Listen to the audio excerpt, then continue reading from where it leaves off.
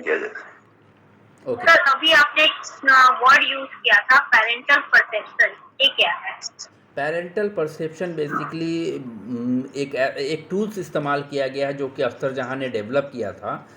इस टूल में बताया गया है कि पेरेंट्स कैसे अपने बच्चे को परसीव करते हैं, उनका परसेप्शन कैसा होता है। कुछ पेरेंट्स जो होते हैं वो लविंग नेचर के होते हैं, कुछ पेरेंट्स जो होते हैं वो रिजेक्टिंग नेचर के होते हैं, जो अपने बच्चे को रिजेक्ट करते हैं। कुछ नेगलेक्टिंग वाले होते हैं, कुछ जो होते हैं वो प्रोटेक्टिव होते हैं, कुछ परमिसिवनेस वाले होते हैं। तो ऐसे बहुत सारे एटीट्यूड हैं जो पेरेंट्स के एटीट्यूड हैं और उनका जो परसेप्शन है, ठीक है, अपने बच्चों के प्रति वो कैसा है।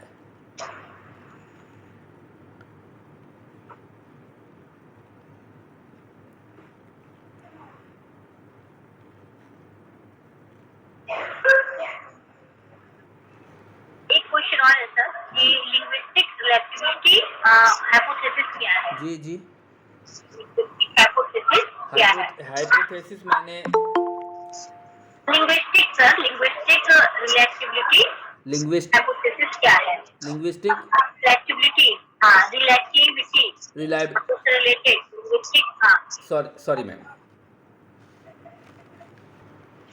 आवाज़ भी क्लियर नहीं आ रही है, तो माइक आप लोग ठीक से कर लें इसको। फिर से अगर पूछना चाहें तो मैम कुछ फिर से सुनना चाहेंगे हम question. Linguistic relativity hypothesis, linguistic या फिर हम लिंग्विस्टिक हाइपोथेसिस भी कहते सॉरी मैम बता नहीं पाएंगे। हैं। आप हमें ये बताएं कि tip of the tongue phenomenon जो है वो क्या है? Tip of the tongue phenomenon basically memory से रिलेटेड है और इसमें इसको ज़बान की नोक की घटना भी बोलते हैं कि व्यक्ति को चीज़ें याद होती हैं लेकिन वो रिकॉल करते वक्त वो उनको बता नहीं पाता है। चीज़ें बिल्कुल उसके मेमोरी में होती हैं बट रिकॉल करते वक्त वो उन चीज़ों को वो एक्सप्रेस नहीं कर पाता है। और कुछ इसमें जोड़ सकते हैं? रिकॉल नहीं कर पाता है, ठीक है, लेकिन और कुछ क्या उसमें ऐड कर सकते हैं आप? एट ए टाइम अगर जोड़ दे तो ज्यादा अच्छा होगा। एट ए टाइम उसी वक्त, जी, ठीक है, उसी रिकॉल वक्त करते वक्त जिस वो समय हम याद करना चाहते चीज़ें हैं। उसे रिकॉल होती हैं पर वो एक्सप्रेस नहीं कर पाता है। जी। और टाइम जब बीत जाती है तब वो याद कर लेते हैं। Okay, thank you. सर मेरा एक सवाल था सर, ये टिप ऑफ द टंग और कहाँ पर आता है, यूज किया जाता है? जी, टिप ऑफ द टंग आता है किस कॉन्सेप्ट में आता है? आवाज़ क्यों नहीं आ रही है सबकी आज? Tip of the tongue perception में कहाँ पर आता है ये? परसेप्शन में नहीं मैम, ये मेमोरी से रिलेटेड है। मेमोरी से रिलेटेड है ये मेमोरी मेमोरी से रिलेटेड है टिप ऑफ द टंग, जहाँ पर व्यक्ति चीज़ों को याद करता है, रिकॉल करते वक्त वो उसके मेमोरी में चीज़ें मेमोरी ट्रेस मौजूद होती हैं पर एट ए टाइम वो उनका रिकॉल नहीं कर पाता है या रिकॉल नहीं कहें एक्सप्रेस नहीं कर पाता है, लेकिन चीज़ें उसके मेमोरी में होती हैं। क्योंकि बहुत चीज़ें जो होती हैं वो इंट्यूज़न घुसपैठ करती हैं जिसमें इंट्रा इंट्यूज़न और इंट्रा इंट्रूजन, इंटर इंट्रूजन और कवर्ट इंट्रूजन जैसी चीज़ें देखी जाती हैं, जिस कारण व्यक्ति को चीज़ें याद तो होती हैं, मेमोरी में होते हैं पर एक्सप्रेस करते वक्त वो उन चीज़ों को बता नहीं पाता है। अच्छा ठीक है, एक चीज और बताएं आप, ये जो इंफॉर्मेशन था ये शॉर्ट टर्म में रहता है या लॉन्ग टर्म में, जो आप नहीं रिकॉल कर पा रहे हैं, ये शॉर्ट टर्म में इंफॉर्मेशन रहता है या लॉन्ग टर्म में? इस तरह की जो भी सूचनाएं हैं वो लॉन्ग टर्म में है, लॉन्ग टर्म मेमोरी में। यू स्ट्रेस और डी स्ट्रेस क्या है? यू स्ट्रेस और डी स्ट्रेस बड़ा अच्छा स्ट्रेस से रिलेटेड ये दो चीज़ें हैं जिसमें एक पॉजिटिव स्ट्रेस, यू स्ट्रेस जो है खुशी की चीज़ों से बताया गया है, ठीक है, जिसको पॉजिटिव स्ट्रेस भी कहते हैं, और डी स्ट्रेस जो है वो निगेटिव हिस्सा है स्ट्रेस का, एक पॉजिटिव हिस्सा दूसरा निगेटिव हिस्सा। एक यू स्ट्रेस जो व्यक्ति को स्ट्रेस व्यक्ति में हो और व्यक्ति को में मोटिवेशन ला दे, व्यक्ति को किसी लक्ष्य की तरफ ले जाए, वो यू स्ट्रेस। और जो व्यक्ति को लक्ष्य की तरफ से दूर कर दे, तनाव में वो उसमें उससे बाधित हो जाए, तो वो डी स्ट्रेस।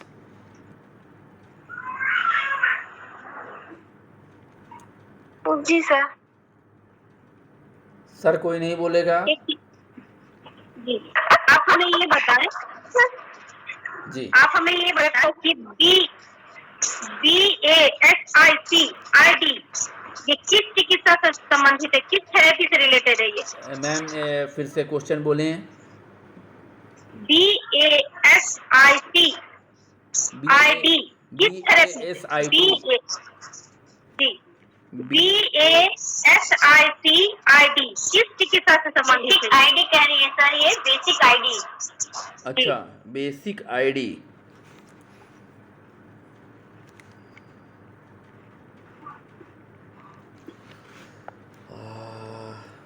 याद नहीं आ रहा, सॉरी मैम। पढ़ा है मैंने इसे, किसी पर्सनालिटी की थ्योरी में मैंने पढ़ा है इसे, लेकिन अभी याद नहीं आ रहा है। थेरेपी है ये थेरेपी है सर। कुछ हिंट्स देंगी मैम?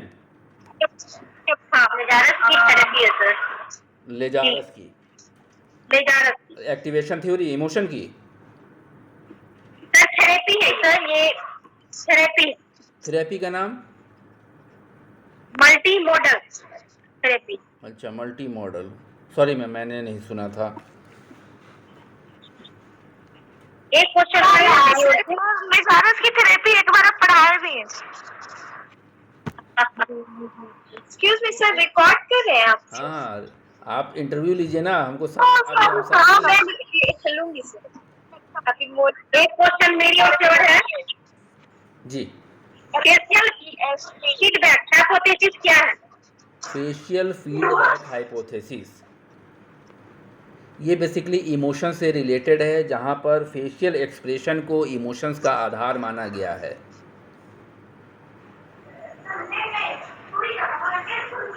और कुछ इसमें ऐड कर सकते हैं और कुछ बता सकते हैं थोड़ा सा?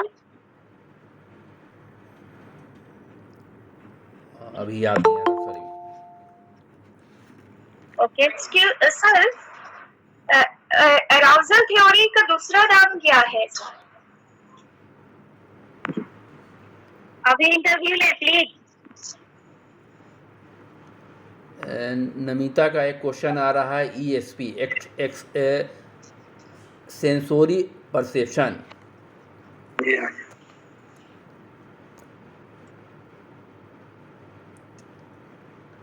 और किसी ने, मैम आपने क्या पूछा?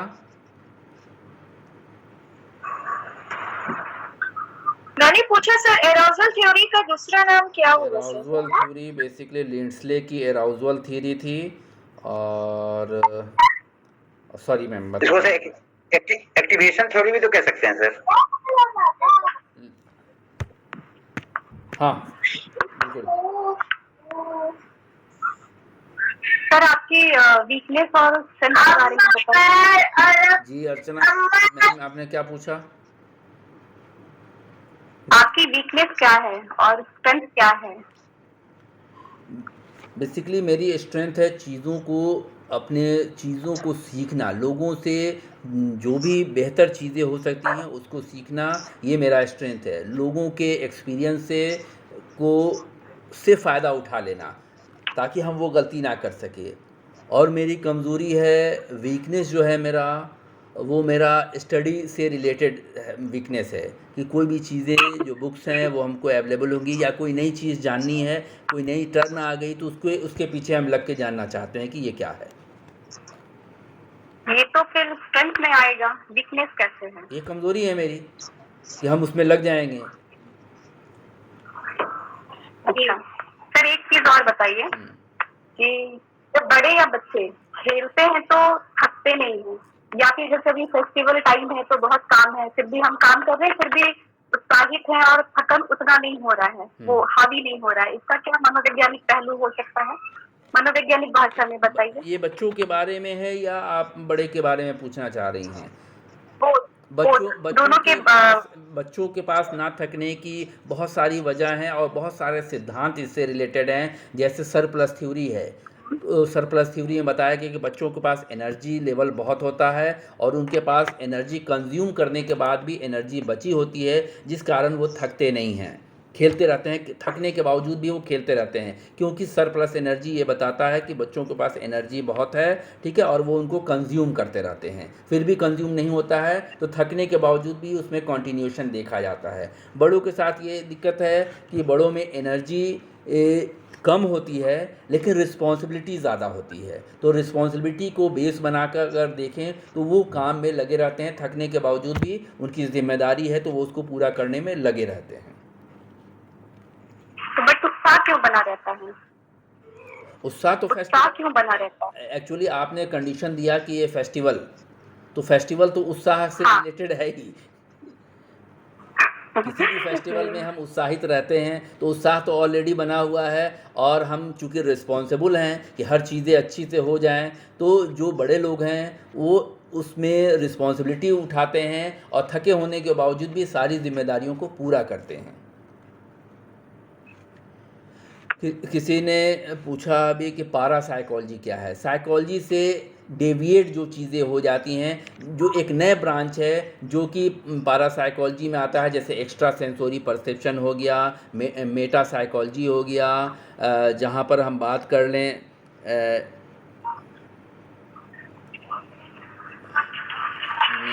कॉग्निशन की, जहाँ पर हम बात करते हैं ब्रेन टू ब्रेन रिलेशनशिप की, कि जहाँ पर हम बात कर सकते हैं एक दूसरे से, तो ये सारी चीज़ें पारा साइकोलॉजी के अंतर्गत आती हैं। ठीक वैसे ही जैसे मेडिकल टर्म में अगर हम बात करें तो मेडिकल की पढ़ाई अलग है और पारा मेडिकल की पढ़ाई अलग है, तो मेडिकल से रिलेटेड जो चीज़ें हैं वो पारा मेडिकल में आती हैं, और हमारा साइकोलॉजी से जो रिलेटेड है, जिनकी स्टडी जो है काफ़ी रिसर्चेबल है, काफ़ी जानने वाली है, ठीक है, उसमें हम बात कर सकते हैं कि वो पारा साइकोलॉजी है। सर पारा साइकोलॉजी में योग की चर्चा की जा सकती है जी।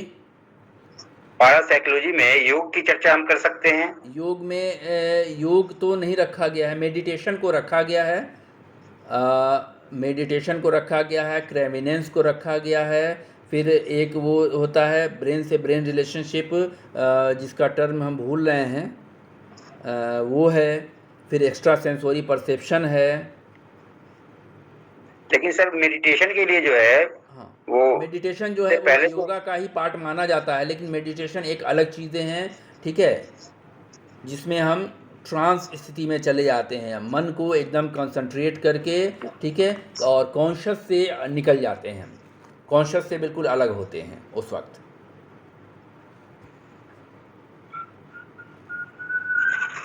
हेलो सर, मेरा एक क्वेश्चन है। जी हेलो जी जी बोलिए मैम। सर, कभी कभी होता है कि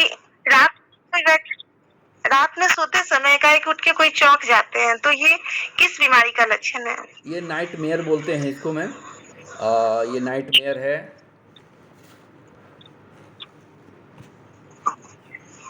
और अगर इसको और भी ज़्यादा सिम्टम्स होता है तो पोस्ट स्ट्रेस ट्रॉमेटिक डिसऑर्डर में भी देखा जाता है इस तरह की चीज़ें, कि जो घटना घटी है, ट्रॉमा के सिचुएशन जो है ड्रीम के माध्यम से आते हैं और व्यक्ति रात में उठ के बैठ जाता है डर से। और सोमनाम्बुलिज्म क्या है फिर सर? सोमनाम्बुलिज्म एक्चुअली नींद में चलने की बीमारी है। चलने की बीमारी, यस सर। जी हाँ सर, स्लीप साइकिल में एक बाउट कितने मॉडर्न मिनट का साइकोलॉजी होता है? के जनक विलियम जेम्स। कौन सा साइकोलॉजी सर? Modern psychology. जी हाँ सर, एक सवाल है जी। कि स्लीप में एक बाउट कितने मिनट का होता है? जी एक मिनट, यानी कि एक बाउट कितने मिनट का होता है? ये नहीं, वर्ड नहीं समझ पाए। एक राइट। जैसे स्लीप Bite. साइकिल चलता है ना, तो हैं? साइकिल पूरा कितने मिनट अच्छा, होता स्लीप है? साइकिल की बात कर रहे हैं। अच्छा,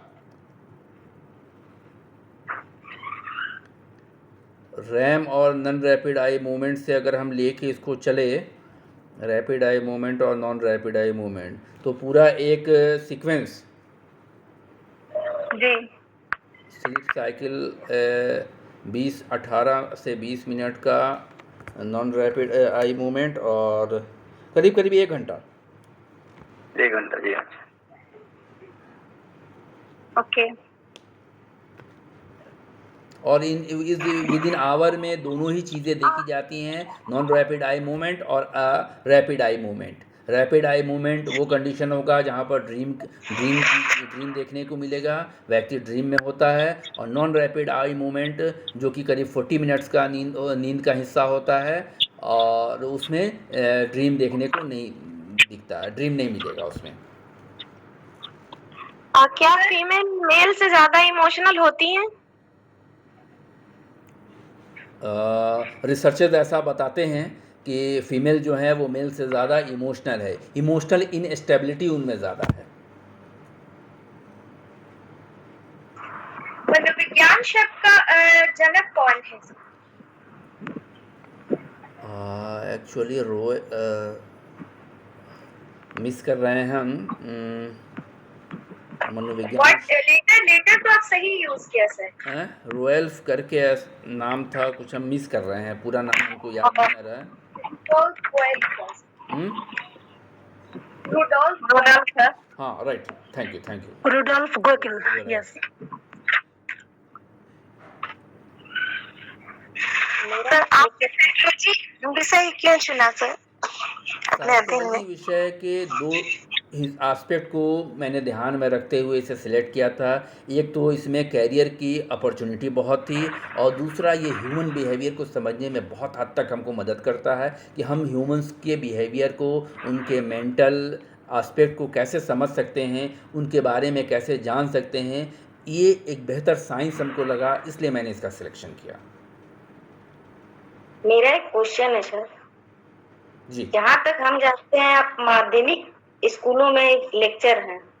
जी, माध्यमिक स्कूल में लेक्चर हैं। जी, +2। और जी हाँ, और शिक्षा विभाग का प्राथमिक क्षेत्र हो या फिर माध्यमिक, बहुत ही बिहार में लो स्टैंडर्ड माना जा रहा है। क्या आप इस बात से एग्री हैं? यदि एग्री हैं तो क्यों है और डिसएग्री हैं तो क्यों है? दोनों कारण बताइए।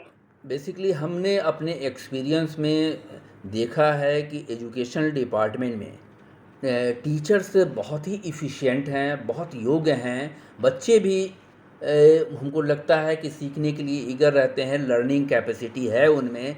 बेसिकली जो गवर्नमेंट की पॉलिसी है, बहुत सारी पॉलिसी ऐसी है जिसमें टीचर्स को टीचिंग के अलावा बाकी सारे एक्स्ट्रा काम दिए गए हैं, जिसके वजह से क्वालिटी ऑफ एजुकेशन कहीं ना कहीं ख़राब होता है।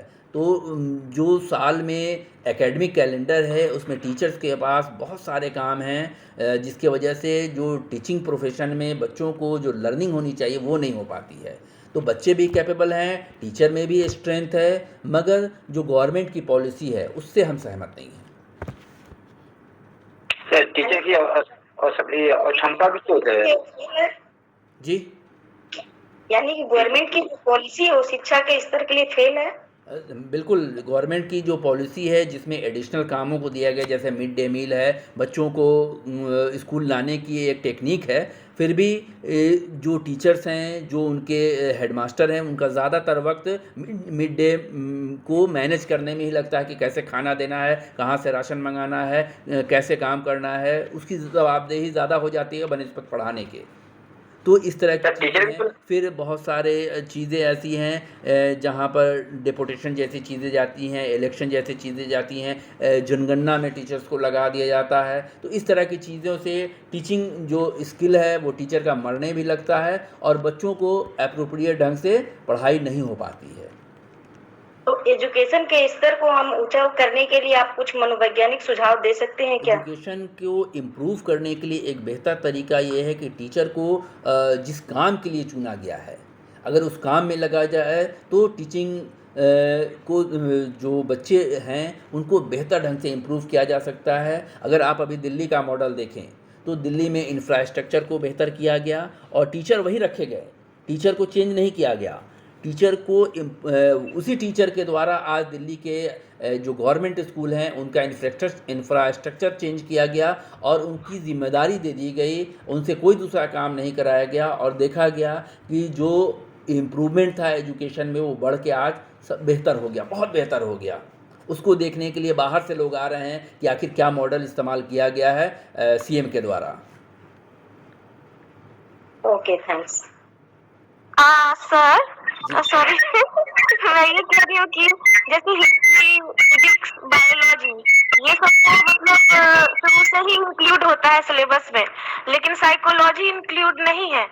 क्या आपको लगता है कि साइकोलॉजी को भी दूसरे सब्जेक्ट की तरह सिलेबस में हाई स्कूल से ही इंक्लूड कर देना चाहिए? बिल्कुल मैं सहमत हूँ कि हाई स्कूल से ही साइकोलॉजी जैसे सब्जेक्ट को जोड़ देना चाहिए, क्योंकि हाई स्कूल में बच्चे किशोर अवस्था में होते हैं और उनको अपनी साइकोलॉजी, एडोलेसेंस की साइकोलॉजी समझने के लिए ये बहुत ज़रूरी है कि उनको साइकोलॉजी का ज्ञान होना चाहिए। वो कैसे उस पीरियड को डील करें, कैसे उस पीरियड में समायोजन करें, ये जानने के लिए उनको साइकोलॉजी पढ़ना बहुत ज़रूरी है। एक क्वेश्चन है मेरा जी, और हाइपोथेसिस किसे कहते हैं? WHORF हाइपोथेसिस किसे कहते हैं? कौन सा मैम? स्पेलिंग बता रहे हैं। WHORF हाइपोथेसिस पूछ रही है। Whorf hypothesis? और नहीं sir, WHORF Whorf hypothesis. WHORF, yes. Sorry ma'am, अभी याद नहीं आ रहा है। उनका क्वेश्चन था वोल्फ हाइपोथेसिस। जी वो वोल्फ समझ गए। हाइपोथेसिस, लेकिन अभी याद नहीं आ रहा है, बिल्कुल माइंड में नहीं है। नई शिक्षा नीति के बारे में बताएं। जी, नई शिक्षा नीति के बारे में बताएं। NEP 20 जो आया है अभी, ठीक है, ये बहुत हद तक नई शिक्षा इसी में जो इंटीग्रेटेड एजुकेशन पॉलिसी जो लाई गई है वो ज़्यादा बेहतर है, जिसमें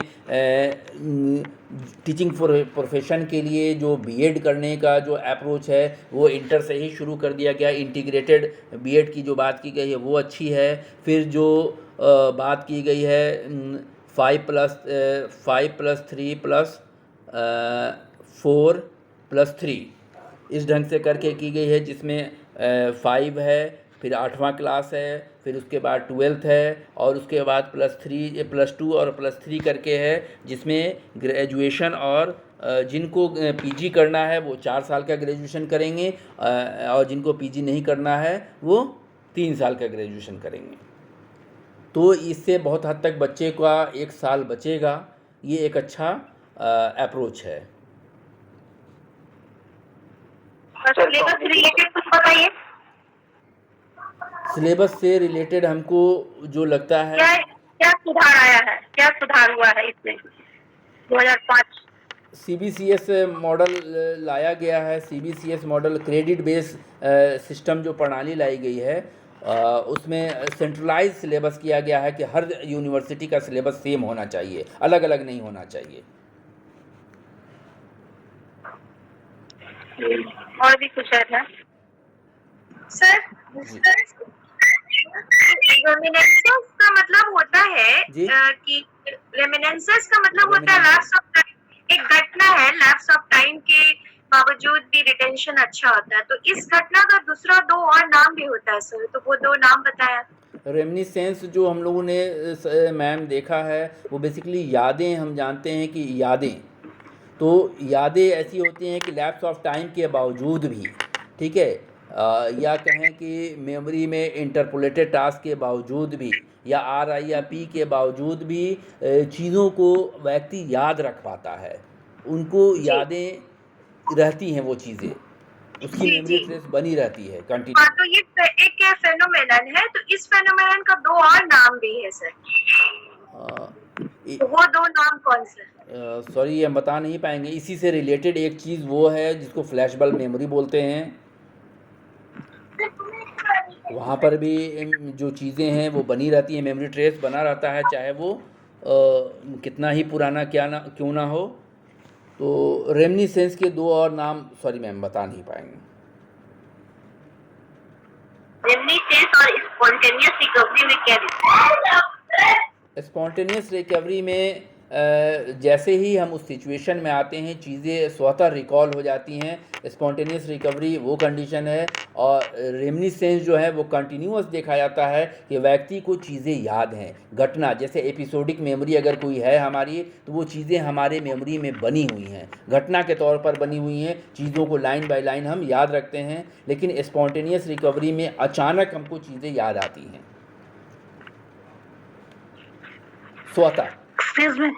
एक्सक्यूज मी सर, हाँ वेलकम सर। एक सवाल था राज अमन सर का अशफिया मैम से, जी, जो हम सुन नहीं पाए या उनके जवाब से उतना हम ये नहीं थे। वो सवाल ये था कि सूफीज्म का मनोविज्ञान से संबंध है क्या, और है तो किस तरह का? बिल्कुल। ये आप हमको सूफीज़्म बताएं। जो है अभी नेट के सिलेबस में इंक्लूड किया गया है, और वो पहले ही यूनिट में इंक्लूड किया गया है, जिसमें ये बताया गया था कि सूफीज़्म के जो पार्ट हैं, ठीक है, वो मेंटल पीस से रिलेटेड साइंस की बात करता है, और मेंटल पीस जो है हमारा वो मेंटल हेल्थ और मेंटल पीस की से रिलेटेड है। तो सूफीज़्म में जो 3 कंपोनेंट बेसिकली बताए गए थे वो कल्ब था, ठीक है, जी हाँ, कल्ब रूह, जी हाँ बोले कल्ब सर। था, और रूह, और रूह जो है स्पिरिचुअलिटी से लिया गया है, कल्ब जो है वो हार्ट से लिया गया है, और एक और टर्म यूज़ किया गया था जिसका संबंध ईगो से था। तो बेसिकली ये साइकोलॉजी से ही रिलेटेड है, और ये शायद वो नब्ज राइट था। नफ्स। Yes sir. और इस तरह के जो सूफी साइकोलॉजी है उसमें साइकोलॉजी को नफ्सियात ही बोलते हैं। उर्दू वर्ड अगर उठाएंगे कि साइकोलॉजी को उर्दू में क्या बोलते हैं, तो उसको नफ्सियात बोला जाता है। इल्म नफ्सियात, यस सर, यस। हाँ, इल्म नफ्सियात, सही। सर कॉग्निटिव साइकोलॉजी में नेटिविज्म और इम्प्लिसिज्म की चर्चा की गई है, तो क्या दोनों क्या है? कॉग्निटिव साइकोलॉजी में जीन पियाजे का ये कॉन्सेप्ट था, जिसमें क्या आपने पूछा सर? सर कॉग्निटिव साइकोलॉजी में नेटिविज्म और इम्प्लिसिज्म की चर्चा है, तो उसको थोड़ा सा क्लियर करेंगे सर? सॉरी, हम बता नहीं पाएंगे इस वक्त। अच्छा, सबलिमिनल परसेप्शन क्या है सर? सबलिमिनल परसेप्शन का एक ऐसा टाइप बताया गया है जिसमें चेतन स्तर के नीचे की चीज़ों को भी व्यक्ति परसीव कर पाता है, और इस पर एक एक्सपेरिमेंट किया गया था जिसमें ईट पॉपकॉर्न, ड्रिंक कोको कोला को बहुत शॉर्ट पीरियड के लिए 1/15 सेकंड के लिए दिखाया गया था सिनेमा हॉल के इंटरवल के टाइम में, और देखा गया कि लोगों ने उसका परसेप्शन कर लिया और कोको कोला और पॉपकॉर्न की बिक्री बहुत बढ़ गई। तो चेतन स्तर के नीचे के स्टिमुलस को भी व्यक्ति परसीव कर लेता है, ये सबलिमिनल परसेप्शन है। सर आपने डिस्थेनिया पढ़ाया था, उसके कुछ सिम्टम वो भूल गए हम, वो बता दें प्लीज। डिप्रेशन में डिस्थेमिया के कुछ सिम्टम्स हैं, ठीक है, जिसमें बताया गया था कि लो मूड सिचुएशन जो होगा 15 दिनों तक देखा जाएगा, व्यक्ति में होपलेसनेस की स्थिति होगी, व्यक्ति में जो पॉजिटिव निगेटिव चीज़ें देखी जाएंगी, व्यक्ति अपने आप को आइसोलेट कर लेगा, एपेटाइट की कमी देखी जाएगी, लो मूड देखा जाएगा। ये सारी चीज़ें अगर 15 दिनों तक से ज़्यादा हमको दिखाई देती हैं तो ये डिस्थेमिया के लक्षण हैं। Yes sir.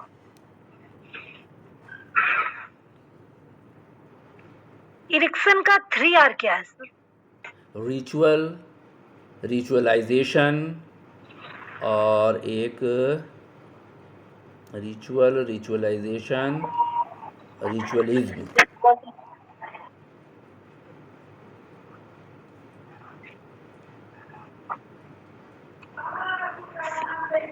रिचुअल और क्या बताया? पास्ट मॉडल में एक नया तत्व अब जोड़ा गया है, वो क्या है? जी, पास्ट मॉडल इंटेलिजेंस के पास्ट मॉडल में एक नया तत्व जोड़ा, हाँ, एक नया तत्व जोड़ा गया है अभी हाल ही में, वो क्या है? पास मॉडल में basically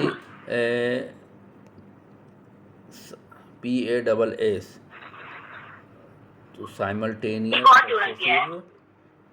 planning arousal, planning arousal, arousal, simultaneous successiveness. जी हाँ, सक्सेसिवनेस। और ऐड हुआ है अभी नया हाल ही में, क्या है? Sorry ma'am, knowledge base. Knowledge, क्या knowledge? Knowledge base, knowledge BASE, knowledge base. Base, अच्छा।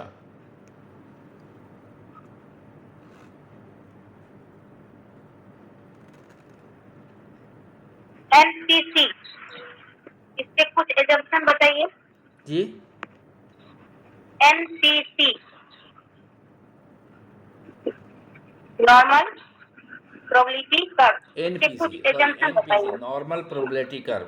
नॉर्मल प्रोबेबिलिटी कर्व वैसे कर्व को बोलते हैं जिसके कुछ कैरेक्टर्स देखने को आपको मिलेंगे, जहाँ पर ये बेल शेप्ड होगा, नॉर्मल कर्व, ये सिमेट्रिकल कर्व होगा जो दो हिस्से में बटा होगा, जिसमें 50% केसेस एक साइड होंगे और 50% केसेस एक साइड होंगे। ये 6 SD में बटा हुआ होता है, +1 से लेके हाँ, प्लस और माइनस 1 से लेके 3 तक के बीच में होता है, जिसकी कुल केसेस की संख्या जो होती है वो 99.96% केसेस देखे जाते हैं। चूँकि ये कर्व बेस लाइन को टच नहीं करता है, इसलिए 100% केसेस नहीं होते हैं, और ये अनंत स्पर्शी बोलते हैं इसको, और इसको गॉसियन कर्व के नाम से भी जाना जाता है। ठीक है, अगर ये बेल से MCC, ठीक है जी, अगर वो सिमटा हुआ है, अगर हमारे शेप पे, अगर हमारा जो बना हुआ ग्राफ है, राइट अगर साइड या लेफ्ट MCC साइड, किस सिमटा साइड? हुआ है, नहीं हम बीच की बात कर रहे हैं। बीच में अगर चपटा सिमटा हुआ हुआ मतलब लेफ्ट साइड क्या होगा? सिमटा हुआ, बीच में सिमटा हुआ है। ठीक है, हाँ, प्लेटो। तो इसका क्या मतलब हुआ? अगर फैला है तो इसका क्या मतलब हुआ? और 3 चीज़ें देखी जाती हैं जब हम नॉर्मल प्रोबेबिलिटी कर्व की बात करते हैं। तो एक तो बेल शेप्ड हो गया, वो नॉर्मल हो गया, ठीक है। बेसिकली 3 तरह के लिप्टोकोर्टिक, मेसोकोर्टिक और एक प्लेटोकोर्टिक, ये 3 तरह के चीज़ें देखी जाती हैं। और प्लेटो में बीच वाले स्थिति में जब सपाट स्तर देखा जाएगा तो उसको सॉरी मैम, फ्लैटिंग। अच्छा, इसका मतलब क्या हुआ? हम जो सो जानना चाह रहे हैं, अगर फ्लैटिंग है तो क्या मतलब हुआ?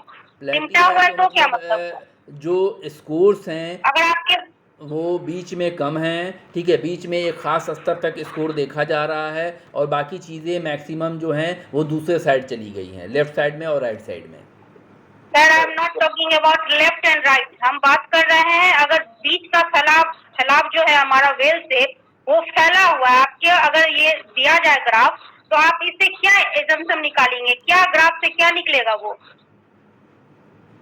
सॉरी मैम, लेफ्ट राइट की बात नहीं हो रही है। ओके, और group and ungroup data mean के लिए यूज होता है। अनग्रुप डाटा से कैसे मीन निकालिएगा और ग्रुप डाटा से कैसे निकालिएगा? अनग्रुप डाटा के लिए जो फॉर्मूला है वो सम ऑफ x बटा n है, और ग्रुप डाटा के लिए सिग्मा fx बटा n है। ये x क्या हुआ? Frequency, f for X frequency frequency। और x mid point. x mid पर CI कैसे निकालेंगे? क्लास इंटरवल के लिए एक रेंज निकालेंगे, और रेंज के आधार पर हम क्लास इंटरवल को बांट लेंगे। सर एक्स को तो मिड क्लास इंटरवल कैसे निकालेंगे? उसका फॉर्मूला बताइए। रेंज निकालेंगे पहले, हाईएस्ट प्लस लोएस्ट बटा 2, उसके आधार पर क्लास इंटरवल को डिसाइड करेंगे कि कितने इंटरवल में कितनी चीज़ें होनी चाहिए। और फिर x को f से मल्टीप्लाई कर देंगे और से निकल जाएगा। हमारा जी।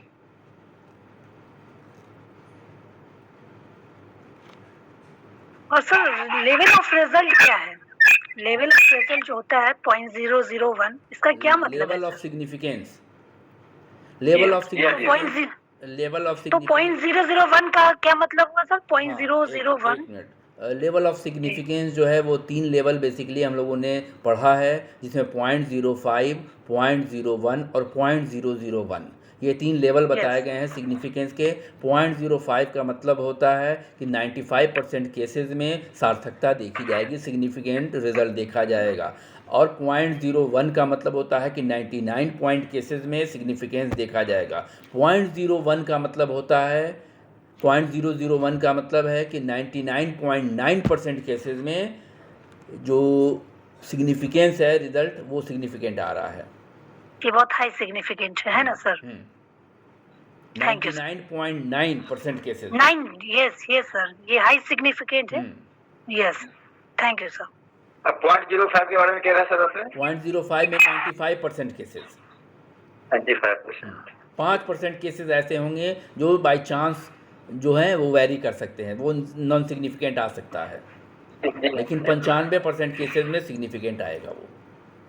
सर एक ऐसा डिसऑर्डर का नाम बताएं जो है पर दिखता नहीं। जो है पर आप दिखता नहीं, ये आप ही पढ़ाया सर। हम तो वही चीज ये पूछ भी रहे हैं बोल जो हम दे भूल रही गए। है। हम वही पूछ रहे हैं जो हमको याद नहीं है। ये तो मिस्ट्री हो गया, जो है और दिखता नहीं है। नहीं, आप ही तो पढ़ाया सर। ऐसी विकृति का नाम बताए जो है पर दिखता नहीं। अब पता नहीं सवाल सही है नहीं, सवाल या फिर देख लीजिए सर, इसको बाद में अगर अच्छे से हम पारानोइया की बात करें तो सिम्टम्स बहुत नॉर्मल देखने को मिलेंगे, आदमी बिल्कुल नॉर्मल मिलता है, लेकिन डिसऑर्डर में Yes. साइकोसिस के पेशेंट में आता है ये। अगर जी हाँ सोमैटोफॉर्म की सर। बात करें तो डायग्नोसिस के लिए आपको कुछ नहीं मिलेगा, लेकिन सिम्टम्स होंगे। यस एक सर। शब्द है डिस्लेक्सिया एवं डिस्ग्राफिया, क्या आप इसको डिफाइन कर सकते हैं? डिसलेक्सिया जो है वो पढ़ने की इनएबिलिटी को बोलते हैं, जहाँ अक्षर व्यक्ति को समझ में नहीं आता है, और डिस्ग्राफिया जो है वो लिखने से संबंधित विकृति है। ओके। ये एन हमने जो पूछा था आपसे सर, जी हमने जो पूछा था आपसे नॉर्मल प्रोबेबिलिटी कर्व, जी, इसको किसने लाया था? गॉसियन कर्व के नाम से जानते हैं इसे, गॉस। हाँ, गॉसियन। सर एक आध शेर सुना दीजिए क्योंकि मूड फ्रेश हो जाएगा आपका भी। मीर तकी मीर का ही शेर सुना दीजिए सर। मीर तकी मीर का एक शेर बहुत पहले मैंने पढ़ा था कि मीर नीम बाज उन आँखों में मस्ती एक शराब की सी है। वाह रे सर, आपका दाद नहीं। और वो किसका था सर? खिलौने देकर बहलाया गया हूँ, क्या तमन्नाओं में उलझाया गया हूँ, ये किनका है? अल्ताफ हुसैन हाली। ओ अच्छा, हाली। बीच बीच में एक शेर बोल दीजिए सर, इसलिए क्योंकि मूड भी फ्रेश हो जाएगा। नमिता मैम का एक क्वेश्चन आ रहा है, एट्रीब्यूशन, गुण रोपण। सॉरी मैम, बता नहीं पाएंगे अभी गुण रोपण। सर साइकोसोमैटिक में कौन कौन से डिसऑर्डर आते हैं और साइकोसोमैटिक क्या है, इसको डिफाइन साइकोसोमैटिक डिसऑर्डर में बेसिकली वैसे डिसऑर्डर को रखा गया है जो ऑटोनॉमिक नर्वस सिस्टम से रिलेटेड हो, जैसे कि हमारा गैस्ट्रोइंटेस्टाइनल डिसऑर्डर में पेप्टिक अल्सर आ गया, अस्थमा आ गया, रिमेटाइटिक आ जाएगा, माइग्रेन आ जाएगा। तो जो भी चीज़ें ऑटोनॉमिक नर्वस सिस्टम से जुड़ी होंगी वो हमारा साइकोसोमैटिक डिसऑर्डर में देखा जाएगा, उससे रिलेटेड ही बीमारी देखी जाएगी। सर एक्जिमा जो है स्किन डिजीज है, उसको साइकोसोमैटिक में भी रखा जा सकता है, जी, रखा उसको जाता है रखा क्या? गया है सर। इस स्किन डिसऑर्डर को भी, एक्जिमा को भी साइकोसोमैटिक डिसऑर्डर में रखा गया है। और इसके बारे में एक स्टडी भी आई थी जिसमें बताया गया था कि एक लेडी थी जिसका एक्जिमा छूट नहीं रहा था और बहुत ट्रीटमेंट करने के बाद भी उसका एक्जिमा नहीं छूटा, तो लोग उसको मनोचिकित्सक के पास ले गए और मनोचिकित्सक ने उसने कहा कि आप लोग इस पर ध्यान देना छोड़ दें, जब भी वो खुजली करे, ठीक है, कोई भी उसको सिंपैथिकल एटीट्यूड नहीं दर्शाएगा, कोई उस पर ध्यान नहीं देगा। कुछ दिनों के बाद से लोगों ने जब ध्यान देना छोड़ दिया तो देखा गया कि खुजलाने की आदत जो थी वो धीरे धीरे ख़त्म हो गई और उस लड़की का एक्जिमा ठीक हो गया। क्रैपलिन की बुक में ये एग्जाम्पल मैंने पढ़ा है। जी हाँ जी बिल्कुल। 5 इंडियन आपका रिसर्च का नाम क्या है सर? जी बोलिए। आपके नमिता ने सर जब तक आप इंटरव्यू देते रहेंगे ना तो लोग 5 इंडियन साइकोलॉजिस्ट के नाम नमिता ने पूछा है। 5 इंडियन साइकोलॉजिस्ट में अगर हम नाम ले लें तो बिहार से ही शुरू करते हैं। मोहसिन साहब का नाम ले लें, doctor S M Mohsin, Shamshad Hussain, BJ sir ji doctor B De, doctor B De, Vimleshwar De, जी हाँ सरदार सिन्हा, हाँ डॉक्टर सरदार सिन्हा सर, ठीक है। और कलकत्ता के एक थे कोई सेन, जो कलकत्ता में पहली बार हाँ सर, एक सेन, हाँ आनंद सर।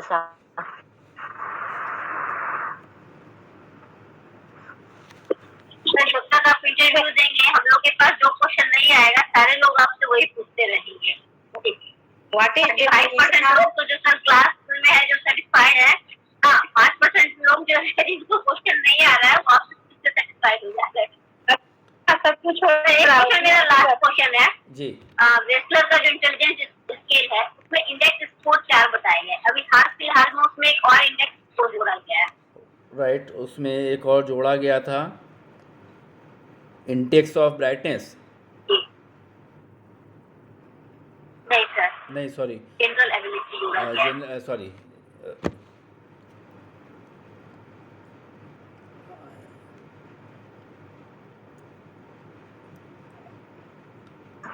कि 17वीं शताब्दी में इटली के दार्शनिक जिन्होंने मन मस्तिष्क का विज्ञान बताया तो उनका क्या नाम था sir?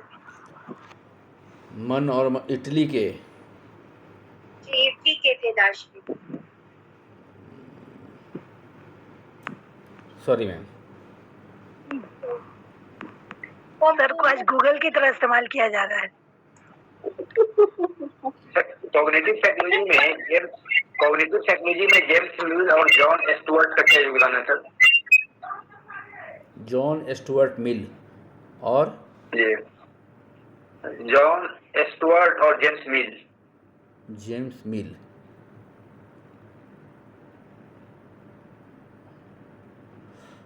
Who is the pioneer of Indian psychologist? Who is the pioneer of Indian psychologist? Indian psychologist के पायोनियर, सॉरी सर,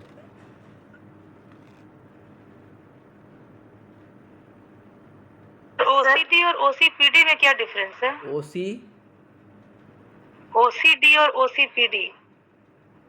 ओसीडी तो ऑब्सेशन कंपल्सिव डिसऑर्डर हो गया, और OCPD sir personality disorder, obsessive compulsive personality disorder बोल रहे हैं। नाम change, इन दोनों में क्या डिफरेंस हो? नाम सिर्फ चेंज हुआ है मेरे ख्याल से। तो हमको पता नहीं सर, नाम नहीं चेंज, नहीं सर, नाम कुछ चेंज नहीं है है सर इसमें, इसमें। दोनों में डिफरेंस है सर, दोनों में डिफरेंस। ओसीडी और उसके पर्सनालिटी,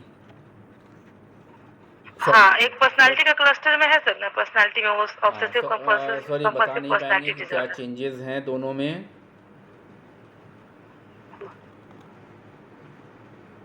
सर आपको खाने में क्या क्या क्या पसंद है?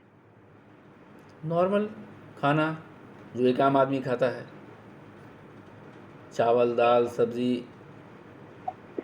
ये ना सर पटता ही नहीं है, खाना तो बहुत कुछ खाते हैं। सर सुबह में आप वॉक करते हैं सर?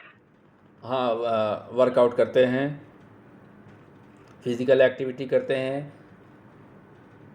सर मेंटली रिटायरेशन का आप डेफिनेशन दे सकते हैं क्या? मेंटली रिटार्डेशन को डिफ़ाइन करते हुए कहा जा सकता है कि मेंटली रिटार्डेड वो व्यक्ति होता है जिनकी आईक्यू लेवल नॉर्मल के बिलो होती है। बिलो नॉर्मल से भी नीचे जो लोग आ जाते हैं वो मेंटली रिटार्डेड में आ जाते हैं। तो इसको एवरेज के नीचे बिलो के नीचे मोरोन के नीचे और भी कई क्लासिफिकेशन किया गया है, ईडियट तक उसको ले जाया गया है। तो मेंटली रिटार्डेड बेसिकली नॉर्मल के नीचे जिन लोगों की बुद्धि होती है उनको मेंटली रिटार्डेशन में रखा जाता है। माइल्ड, सीवियर, प्रोफाउंड, इन 4 कैटेगरीज में बांटा गया है। शैक्षणिक रूप से जी, मेंटल रिटार्डेशन जो होते हैं ना, वो शैक्षणिक रूप से पिछड़े होते हैं। ऐसा ही नहीं है, ड्यूरेबल है। असीमित बौद्धिक क्षमता वाले जो होते हैं वह मेंटली रिटार्डेड हाँ, होते क्योंकि हैं। बुद्धि जरूरी कम होती है ना, नॉर्मल से कम होती है, एवरेज से नीचे होते हैं वो। Yes sir, yes sir. Sir zero से लेकर सर 70 के नीचे जी और बिलो 0। 4 टाइप्स के होते हैं, mild, mild, moderate, moderate, severe, profound. तो जो आपका नॉर्मल बुद्धि लेवल है 120 90 माना जाता है, 90 से 110 जो है वो एवरेज माना जाता है। तो 90 के नीचे अगर आप चले आएँ तो 70 से 90 को माना गया है माइल्ड। 54 से लेके 70 तक के बीच को माना गया है मॉडरेट, ठीक है। उसके बाद आपका 30 से ऊपर 54 तक के बीच को सीवियर है, और 30 के नीचे जो लोग हैं वो प्रोफाउंड में आते हैं। इनको लर्निंग से भी कोई फ़र्क नहीं पड़ता है, इनको हम ट्रेनिंग व्रेनिंग कुछ भी दें, इनको कोई फ़र्क नहीं पड़ पाता है। माइल्ड मॉडरेट वाले को हम ट्रेनिंग दे के सिखा के कैपेबल बना सकते हैं कि वो अपने रोज़मर्रा के कामों को कर सकें, लेकिन जो सीवियर और प्रोफाउंड में हैं उन पर लर्निंग का कोई प्रभाव नहीं पड़ता है, हम उनको कोई ट्रेनिंग दे के भी इस लायक नहीं बना पाते हैं। क्या नॉर्म जो होते हैं उसके टाइप बता सकते हैं? एज नॉर्म, नॉर्म्स के टाइप, कौन सी टाइप? नॉर्म्स,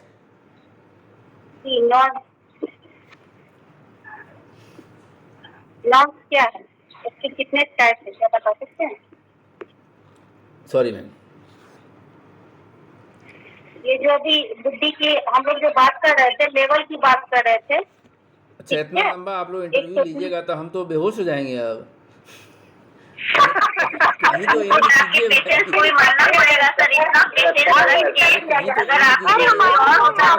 इंटरव्यू नहीं ले रहा, आप तो पढ़ रहे हैं हम लोग। 50 मिनट जो समझ में नहीं आ रहा वही अरे पूछ पा रहे हैं। एंड करना चाहिए ताकि सीख पाए कि एंड में हमको कैसे रिस्पॉन्स करना है।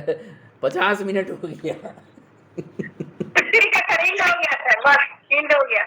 आप हमको दीजिए आपका इंटरव्यू कैसे, आप आखिरी क्वेश्चन जो एकेडमिक से ना हट के आपके एक्सपेक्टेशन से रिलेटेड आना चाहिए कि आपको अगर सेलेक्ट किया जाए तो आपको कैसा लगेगा, क्या कहना चाहेंगे, ठीक है, इस तरह से क्वेश्चन आने चाहिए। सर एक क्वेश्चन कर सकते सर हैं? आपका पूरा रिवीजन हो गया सर, इसीलिए आपका पूरा रिवीजन हो गया सर। वो सब क्वेश्चन का जवाब तो आप दे दीजिएगा, लेकिन इस चैप्टर का पूरा रिवीजन कर दिया हम लोग। सर एक चीज कहना है कि आपका जो सब्जेक्ट पकड़ तो खैर था ही सर, हाँ, लेकिन आज पता भी चल गया इतना 50 मिनट तक लगातार कंटिन्यू लोग आपसे मैदान में बैठे और हो आप देते रहते हैं। देखिए बहुत सारे क्वेश्चन अगर हम रिवीजन करते तो हम बता पाते। बहुत सारा क्वेश्चन ऐसा है जैसे एट्रीब्यूशन है, ठीक है, सोशल साइकोलॉजी में एट्रीब्यूशन नमिता ने पूछा, ठीक है, हम उसको बता सकते थे, लेकिन एकदम एट ए टाइम आपके दिमाग में कुछ आ नहीं रहा है। सोशल साइकोलॉजी थोड़ा सा अभी हम लोग रिवीजन भी नहीं किया है, इसलिए वो हम बता नहीं पाए, ठीक है। बहुत सारे क्वेश्चन अभी दिनेश ने भी पूछा था, कोई क्वेश्चन कॉग्निटिव साइकोलॉजी का, फिर एक जॉन स्टुअर्ट मिल का और उनका कंट्रीब्यूशन, ठीक है। तो ऐसे बहुत सारे क्वेश्चन थे जो हमें स्कैप कर गए कि नहीं, सॉरी बोल के निकल गए, ठीक है। गलत नहीं बोला, उसका तरीका ये है कि अगर हमको थोड़ा सा भी हिंट्स है तो हम उसको बोलेंगे, और अगर थोड़ा सा भी हिंट्स नहीं है और हम कंफर्म नहीं है तो हम एकदम सॉरी बोल के निकल लेंगे। बहुत सारे सवाल पे हमने सॉरी बोला है कि नहीं, हम नहीं बता पाएंगे। तो बहुत फ्लैट एकदम याद रखिएगा कि अगर हमको कोई आइडिया नहीं है, कुछ भी नहीं आ रहा है दिमाग में, एकदम सॉरी बोलिए। और लास्ट अच्छा रहा सर आपका इंटरव्यू। जी क्वेश्चन अभी हिना पूछी थी आपसे, जो है उसके ऐसा हिना कोई जवाब पूछना ही हिना से। हिना ने क्वेश्चन किया था ना आपसे कि रिमिनिसेंस के दो और अल्टरनेटिव क्या है। रेमिनिसेंस के, जी रेमिनिसेंस के तो बता दें हिना तो ज्यादा बेटर होगा सर। बताइए। सर एक क्वेश्चन, अगर आप बनते हैं प्रोफेसर, जी। उसमें शिक्षा का स्तर आप सुधारेंगे? बिल्कुल, जैसे अगर मुझे ये मौका मिलता है, बिल्कुल मुझे ये अगर मौका मिलता है, मेरा सिलेक्शन अगर किया जाता है, तो मैं अपनी पूरी कोशिश करूँगा कि जो एजुकेशन सिस्टम है उसमें बच्चों को पूरा वक्त दिया जाए, उनको पढ़ाया जाए, उनमें इतना मोटिवेशन दिया जाए कि वो पढ़ने के लिए और टीचर से सवाल करने के लिए इतना ज़्यादा ईगर हो कि टीचर को खुद पढ़ना पड़े रोज़ नई चीज़ों को। जी हाँ, जी हाँ, जी। सर हायर एजुकेशन में तो स्टूडेंट पलायन कर जाते हैं, तो उसको आप कैसे रोक सकते हैं? हायर एजुकेशन में पलायन करने की जो वजह है वो दो वजह हमको दिखती है। एक तो वो उनको लगता है कि हमारा जो एजुकेशन सिस्टम यहाँ पर है तो हमको एजुकेशन में कोई चीज़ मिल नहीं रही है, हम पढ़ नहीं पा रहे हैं, क्योंकि चीज़ें हमको बेहतर यूनिवर्सिटी में, बड़ी यूनिवर्सिटी में या कई जगहों पर ज़्यादा अच्छा मिलेंगी, इसलिए वो पलायन करते हैं। तो हम उनको कोशिश करेंगे कि हर वो बेहतर चीज़ें दे सकें, अप टू डेट चीज़ें दे सकें। अब तो इंटरनेट का ज़माना है, मटेरियल, लर्निंग मटेरियल बेहतर से बेहतर उपलब्ध है और आसानी से हम उसको कैच कर सकते हैं और बच्चों को बता सकते हैं। अब तो डिजिटल लाइब्रेरी भी है, तो उसका हम लोग फ़ायदा उठा सकते हैं। बच्चों के साथ बहुत सारे सेमिनार, वर्कशॉप वगैरह करा के उनको सिखाया जा सकता है। तो ये कोशिश किया जाए कि उनको और बेहतर अपॉर्चुनिटी दी जाए ताकि वो पलायन ना करें। दूसरी चीज़ें ये हैं कि पलायन करने की वजह ये होती है कि एजुकेशन सिस्टम में बच्चे यहाँ एडमिशन लेते हैं और काम करने चले जाते हैं, तो उसको हम नहीं रोक सकते हैं, क्योंकि गवर्नमेंट की पॉलिसी ऐसी है कि जहाँ पर लोगों के पास रोज़गार नहीं है, घर में पैसा नहीं है खाने को, तो बच्चे जो हैं वो मूव करते हैं कमाने के लिए और वो साथ साथ पढ़ना भी चाहते हैं। तो उसके लिए एक बेहतर तरीका होगा कि उनको कम से कम, अगर वो कॉलेज मूव नहीं कर पा रहे हैं तो उनको ऑनलाइन हम टीचिंग कर दे सकें। और ये मेरा प्रेफरेंस होगा कि उनको ऑनलाइन भी उनको टीचिंग दिया जाए। लेकिन सर सबके पास ऑनलाइन की सुविधा तो नहीं है ना। आज के ज़माने में हमको नहीं लगता, सब्ज़ी वाले के पास भी स्मार्टफोन मौजूद है। अरे बच्चा सब नेट खत्म कर देता है और बात है। ये रेमिनिसेंस फेनोमेनन का दूसरा नाम जो है, दो नाम है, वार्ड हॉवलैंड फेनोमेनन और दूसरा है बलार्ड विलियम फेनोमेनन। अच्छा, ये दो साइंटिस्ट थे जिनके आधार पे, जिनके ऊपर ये नाम रखा ये गया। तो एक्सपेरिमेंट है। हाँ सर, नहीं, नाम ये एक्सपेरिमेंट, वही फेनोमेनन घटना ही है, उसका दो घटना ही का नाम पूछ रही हूँ मैं। ये दो अलग साइंटिस्ट ने अपना एक्सपेरिमेंट किया था, ठीक है, यस, उसके आधार पर। जी। तो सर इसके आधार पे कोई नई चीज, सर इसके आधार पे कोई नई चीज आई होगी तभी तो इनके नाम पे पड़ा है। हाँ, नहीं, कोई चीज़ इनके नाम पे इसलिए पड़ा कि इन्होंने उस घटना को वेरीफाई किया। नहीं, ये वार्ड हॉवलैंड का जो शॉर्ट इंटरवल था 2 से 5 मिनट का था, और ये बलार्ड विलियम का जो है वो 2 दिन का या 3 दिन के 2 मिनट का नहीं था, ज्यादा इंटरवल टाइम था। ये दोनों में डिफरेंस है बेसिक। जो एक्सपेरिमेंट उन्होंने किया था 2 ग्रुप में। सर 11 बज गए सर। जी सर, आपका इंटरव्यू बहुत अच्छा रहा। हाँ सर, शुक्रिया। बिल्कुल बिल्कुल सर। शुक्रिया सबका, आप लोगों ने बहुत अच्छा सवाल किया। आप और निश्चिंत बहुत- रहिए सर, आप निश्चिंत रहिए, आपका सिलेक्शन हो जाएगा। शुक्रिया शुक्रिया। आज ये चीज़ जो हो जाएगा सर। अर्चना बहुत कुछ सीखा सर आपसे, बहुत कुछ सीखे हम लोग। अर्चना का तो टाइम मिला नहीं।